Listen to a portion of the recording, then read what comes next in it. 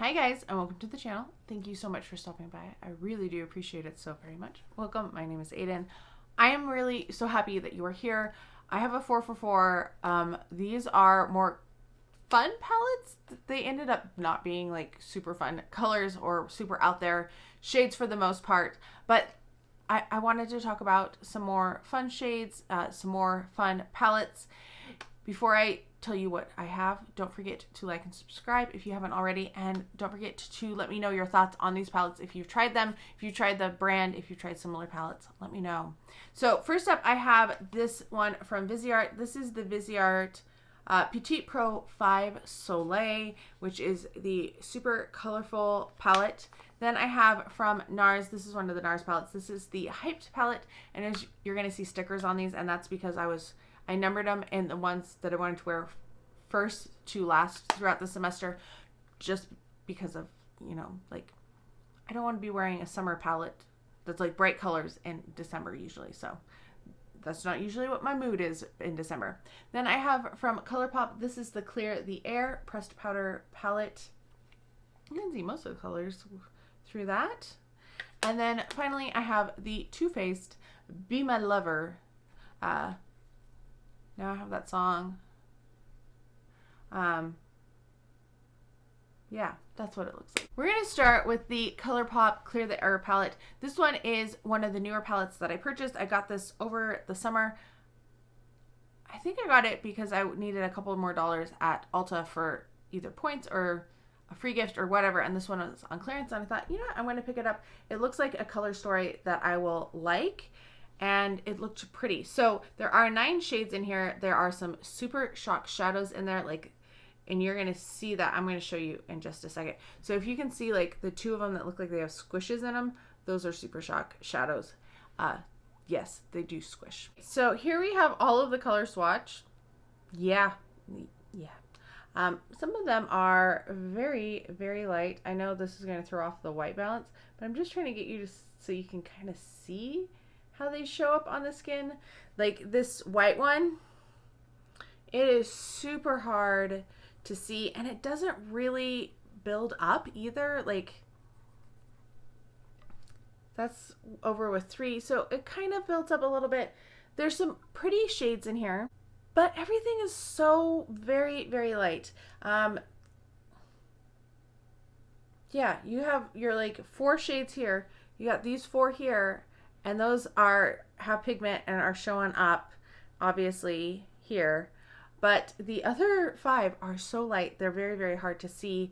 You can kind of see these 2 a little bit, but not the best work from Colourpop, not the easiest palette to work with or to use. I will say that. I'm going to leave it to the end though, whether I tell you if this one's being decluttered and where it ends up in the mix of everything. So yeah, that is Clear the Air by Colourpop. Next up, we have the Viseart Petit Pro 5 in Soleil. So this is what it looks like. I love the packaging on these. I think they're so cute. They're so tiny though. Like, this is literally the size of a credit card type of palette. It's very, very tiny. The colors in here are very beautiful. I do love the shades in here, the pinks, the purples, that yellow. I struggle though, because it's like, how do I put these colors together? I don't know. That was my struggle with this, is what the heck do I do with this? I do have 5 pretty shimmers in here, but only 3 mattes, and they're like weird mattes. I have the bright yellow matte, the dark purple matte, and then the bare bones matte. So this is what it looks like swatched. Once again, pretty shades. The mattes in this one is the softest, the light one. The other 2 are really scratchy type of a matte. So when you put your finger in there, you're like, ooh, it's really scratchy. I found it had some fallout. I feel like the purple is pretty good, but it is still slightly patchy. I also had staining with my eyes with this one, so I had issues with that. Like, I don't get that a lot, and I always put an eye primer down, and this one I struggled with because it was either like really bold purple or really bold red with those two, like, because there's not much difference between those two shades when you swatch them. Like they're pretty darn similar. So let's see. There we go. They're pretty darn similar in nature. This is my favorite shade in the whole thing. I would keep this palette to just for this one. So there are some pretty shades in here, but I don't know. I know people love the Viseart formula. I have struggled with every Viseart palette that I've had. Not that I've had a lot of them. I think this is like my second or third. I don't have a lot of them. But I was really disappointed, especially because of how expensive their formula is.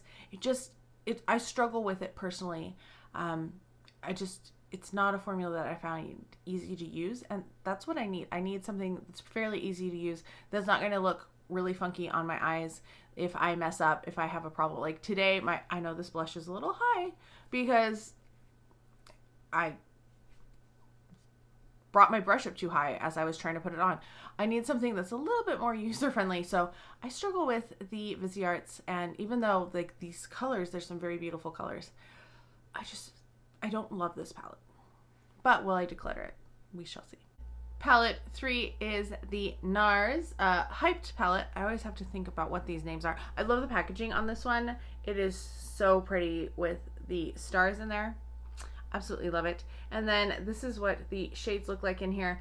Does have a couple pops of color, right? Couple pops of color. You got like that peach, you got those two pinks. It's pretty neutral. This is why I say it. Like I was thinking that this was going to be, you know, really fun colors, but this was not so much that. And if you can hear my fridge, I'm sorry about that. So this is what all of the shades look like. Some of these shadows are very lackluster and they need to be built up. The mattes. So these two mattes here, this purple and then this like light brown, definitely had to be re-swatched there. The black, I just left it how it was with the initial swatch. I did use the black in this in my corner because it was such a, like it doesn't show up black. It's more of like a grayish. So I did use that. And then the pink I had to redo as well because they just weren't showing up. So know that with this formula, you definitely have to build up some of those mattes, which I don't mind for the mattes. And especially with these colors, like the pinks, I would rather have a little bit of control and be able to, you know, test them out. I do love the shimmers, this shimmer in particular, and then this shimmer. This one is more of a topper. It's a little chunky. It's not as opaque of a shimmer as some of the other ones that we've talked about, but like that shade is one of my favorite shades. I think it's a very pretty palette. I am glad that I have it. I love these Nars palettes. I have several of them in my collection, and they are just kind of staple go-to palettes that I feel like I know are going to work. I know how the formula is going to work, and there's a consistency between them, which I really appreciate. So yeah, I really enjoyed that. But does it stay? We shall see. Final palette is the Too Faced Be My Lover palette. This one is supposed to be rose scented.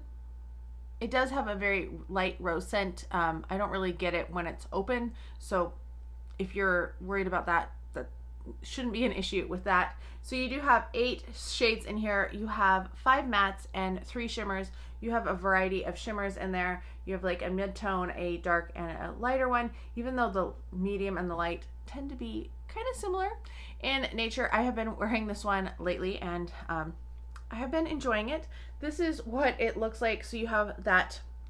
I like that there's 2 lighter colored shades that I can use for like my brow bone highlight. I can use the peach and the brown as like a crease color. That's what I've been doing. I'm not wearing this palette today, but I struggled to incorporate this dark brown. I didn't really know how to do it. Like I didn't feel like it fit really well with the hot pink. And you know, if I was doing the dark purple, then I was doing the dark, I didn't want to do the dark brown too. So I did have that struggle. I feel like the shimmers did not perform as well as I would like them to. They're not up to some of the Too Faced quality that they've done in the past.